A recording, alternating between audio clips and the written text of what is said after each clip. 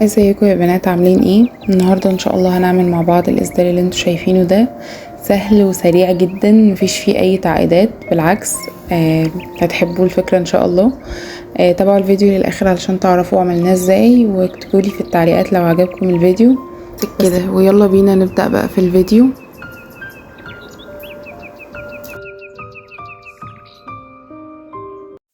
بعد ما ظبطنا القماش يا بنات، هندخل في الرقبة 8 سنتي وهنعلم علامة. بعد كده هننزل 2 سنتي وناخد العلامة بتاعتنا. وبعد كده هناخد عرض الظهر اللي هو كان عندنا 24، طبعا ده النص. وبعد كده هناخد 23 سنتي بعده.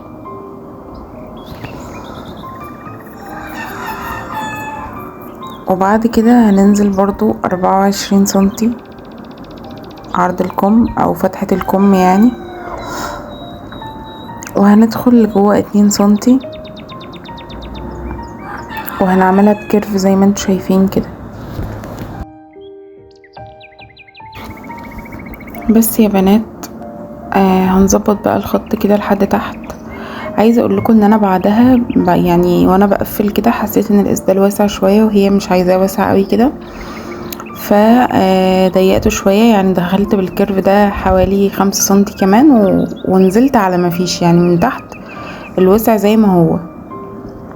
بس هقص بقى من تحت كده خلاص على الطول اللي احنا عملناه، وهطلع على الخطوط اللي انا رسمتها كلها. عايزه اقول لكم ان الاسدال ده سهل جدا ومش بياخد وقت خالص.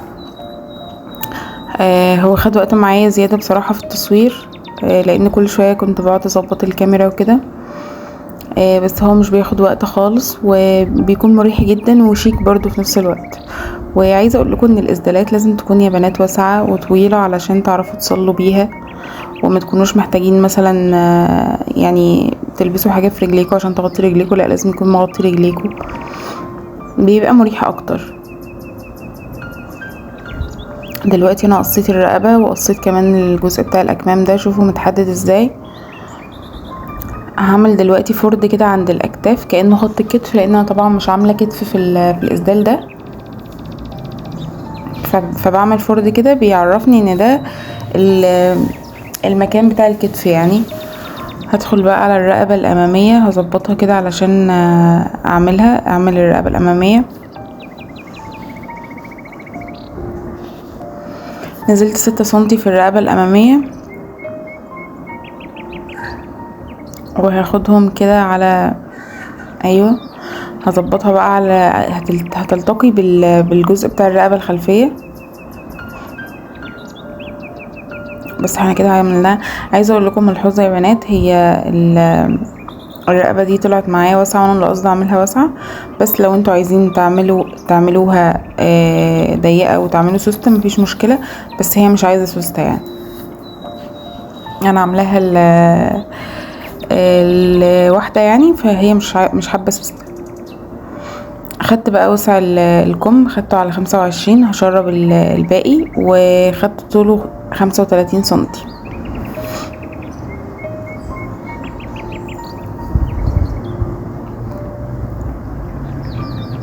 من تحت خدت 22 سنتي، خدت 20 في الاول، بعد كده طلعت حوالي 2 سنتي كده وهقص على ده.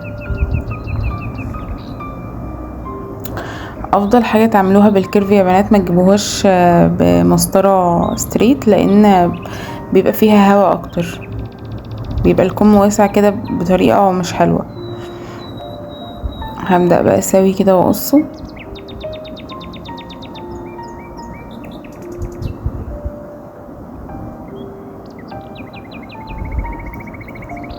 بس احنا كده خلصنا الجزء بتاع الاكمام.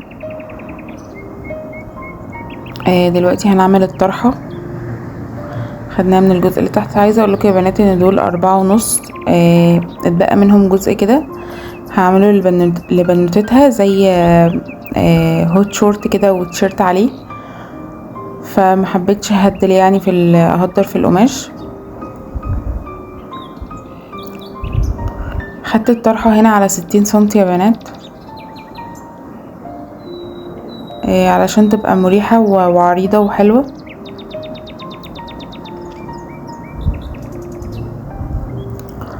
بس كده ظبطتها. هبدأ بقى اقص.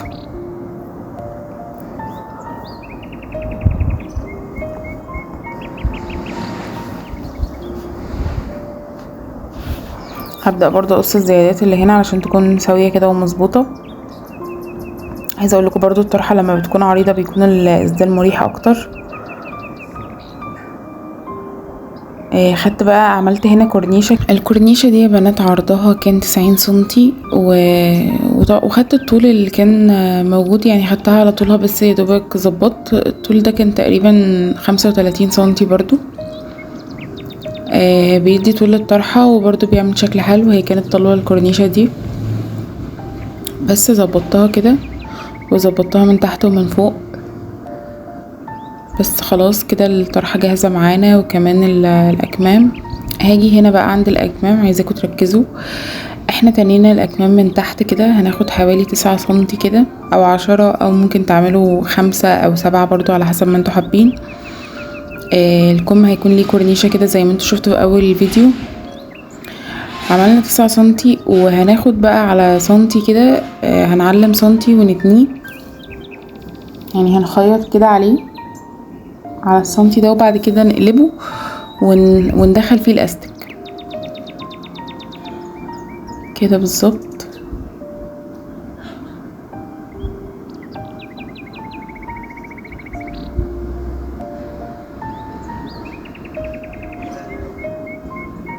شايفين يا بنات قفلناها كده على سنتي.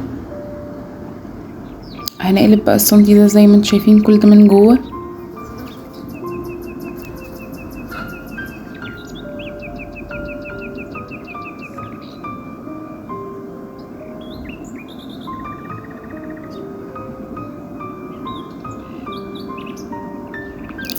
خلاص يا بنات كده بعد ما خيطناها هنبدأ بقى ندخل فيها الاستك. مش بتكون باينه وفي نفس الوقت يعني الاسدال اللي انا لابساه ما كنتش عامله فيه كده، بس الطريقه اللي انا بعملها لكم دلوقتي احسن. والاستك بيكون مستخبي مش باين مهما الكم اتقلب او كده، مش بيكون باين فبيكون شكله احلى.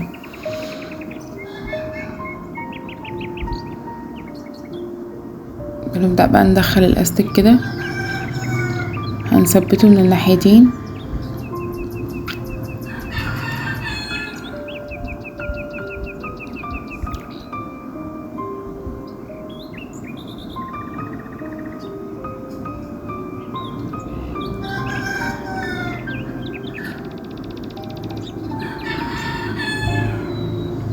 طبعا انا كان عندي دبوس خاص بالاستك وكده بس ما دخلش، يعني كانت السنتي كان ضيق عليه فدخلته بدبوس الشعر ده. ممكن برضو تدخلوه بالملقاط لو مش عندكم، لو مش متوفر عندكم الدبوس الخاص بالاستك او دبوس الشعر. هنثبتها بقى من الناحيه دي كده بغرزتين، من الناحيه التانية برضو عشان يكون ثابت معانا. وطبعا اول ما بتبداوا تدخلوا الاستك بتثبتوه بدبوس كده على بال ما تطلعوه من الناحيه التانية، او ممكن تثبتوه برضو بغرزة عادي. شايفين كده شكله حلو قوي. شايفين؟ حاسه ان زاويه التصوير دي كانت بعيده قوي، بس ان شاء الله هحاول المره الجايه اظبط الزاويه اكتر.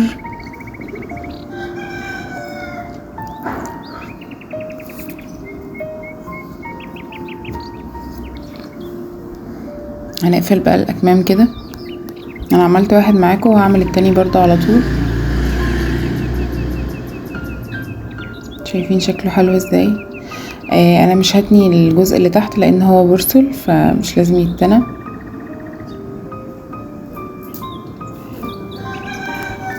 بس كده بدأنا بقى نقفل خط الجنب بتاع الاسدال.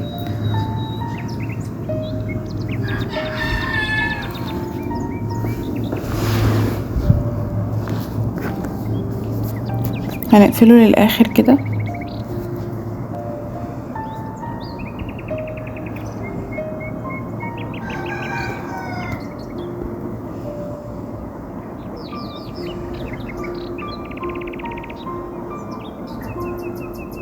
بس كده يا بنات. هنقفل برضو الجنب التاني.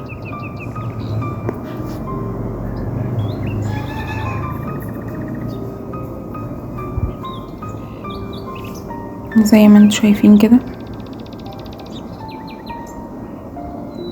زي ما قلتلكوا انا كنت ضيقت الاسدال كمان شوية من فوق من عند الاكمام حتى تلاقوه محدود اكتر، علشان حسيته واسع قوي من فوق.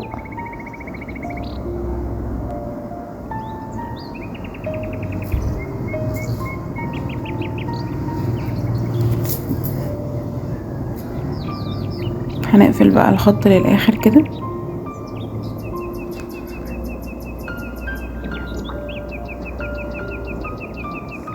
يا رب تكونوا فاهمين كويس قصدي واخدين بالكم. انا خلاص يا بنات سرفلته كده وسرفلت الاكمام برضو. هنبدأ بقى نحط الخياطة بتاعه الكم مع الخياطة بتاعه الخط الجنب، وهنبدأ نخيط. طبعا هو في سنتي زيادة كده عملته تشريف.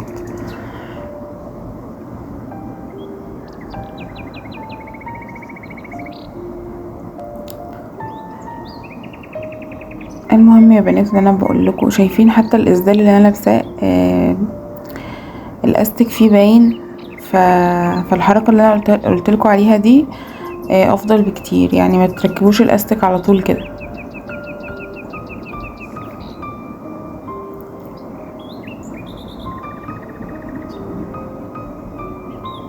هنا الكم ده كان فاكك خياطه كده فكنت بثبت عليه.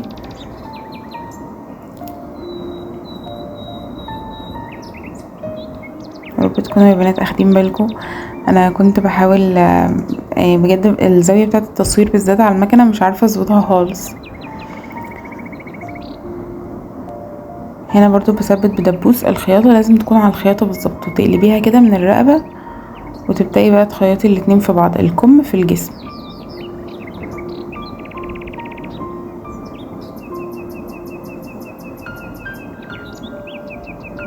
هنبدأ بقى نخيط.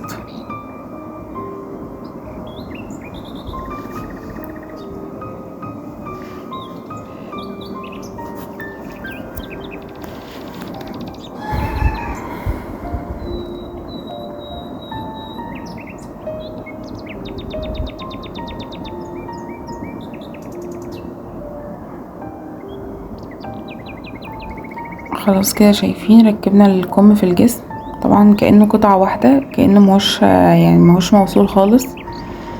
هنا بقى الطرحة بعد ما يعني دي الطرحة ده الجزء بتاع الكورنيشة ده بعمله طبعا خياطة كده على واسع علشان ازم الخياطة دي واركبها في الطرحة.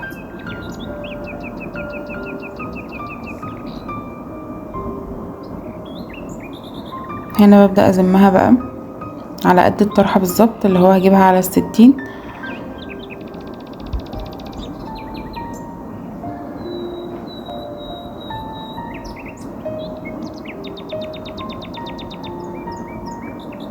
الاسدال ده عايزه اقول لكم يا بنات صح القماش ده قبل ما اشتغل فيه بليته ونشرته، يعني قعدته في الميه مش اقل من نص ساعه او ساعه. عايزه اقول لكم ان انا قعدت يوم كامل، بس لما انتي تيجي تعمليه مش اقل من نص ساعه تكوني سايباه في الميه وتنشريه، علشان بعد ما تخلصي لو هي جت تغسله او كده ممكن يكش.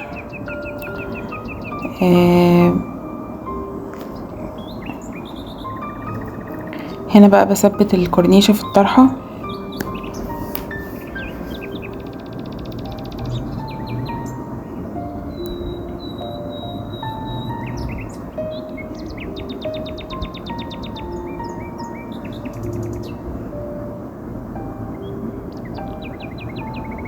هنا خلاص يا بنات ثبتناها.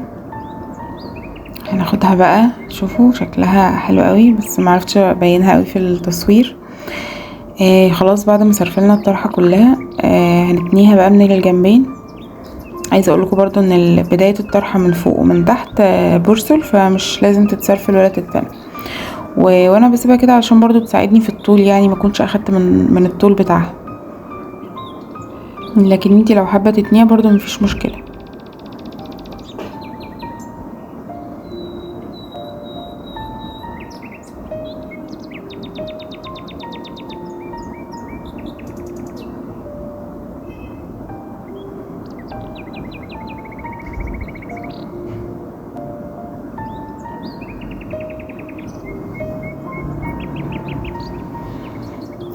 تاني هنا اول جنب فيها. هنبدأ بقى نتني الجنب التاني.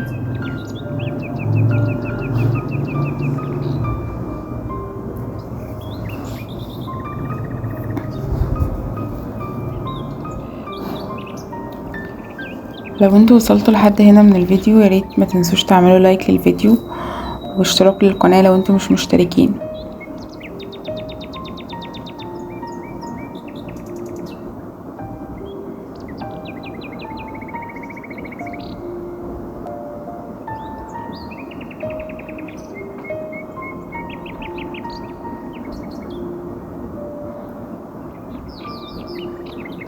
هنا خيط السرفلة كان مزموم شوية، فكنت بحاول اريحه كده، فبشد الزم ده على بره.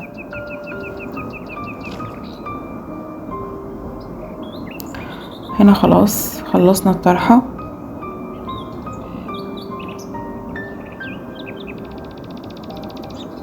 دي بقى الرقبة. هنا يا بنات شريط البيه انا ما عملتوش بالورب، انا جبت شريط 4 سنتي مستطيل عادي، ما كانش بالورب، وتنيته كده مجوز، خليته مجوز وخيطته في الرقبة على طول، وبعدين سرفلت وتنيت لجوه. فاهمين؟ يعني انا خيطت وش في وش في الرقبة، وبعدين سرفلت الجزء ده وتنيته لجوه على الجسم نفسه من جوه طبعا. ده برضو بيكون شكله حلو يعني، ومش بيهدر في القماش، علشان الجزء اللي اتبقى ده انا كنت عايزة اطلع منه اكبر استفادة، فطبعا لو كنت عملت قصيت شريط البيه فكنت ههدر جدا في القماش، وهو متبقي حتى كويسة يعني. هي قالت لي اطلع منها حاجة لبنوتتها يعني، فما كنتش عايزة اهدر. هنا بقى يا بنات بجيب منتصف الرقبة الخلفية بعلمها كده، واجيب الطرحة بظبطها بقى على المقاس المظبوط، بحط بقى الجزء اللي انا ظبطته من الطرحة على منتصف الرقبة الخلفية، وببدأ بقى اخيط. انا في العادي بخيط جزء كده حوالي 10 سنتي، بس هي قالت لي الف الطرحة على الرقبة كلها، يعني اسيب بس جزء من قدام بسيط. بس كده خلصنا لزقنا الطرحة في الاسدال خلاص، وهنبدأ بقى نتني الاسدال كده. خلاص خلصنا كل حاجة، هنتنيه بس. هنا كنت بتنيه تانية عريضة شوية، 2 في 2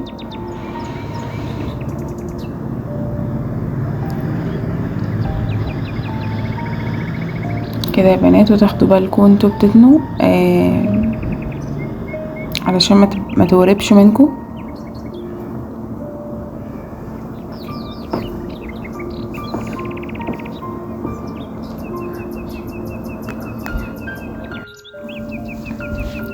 خلاص يا بنات كده كنت بكمل التانية بتاعت الديل.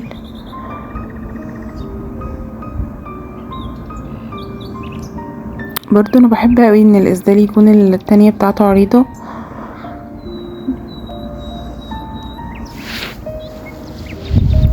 بس كده خلاص. لا هنا كان الخيط قطع فكنت بظبطه تاني.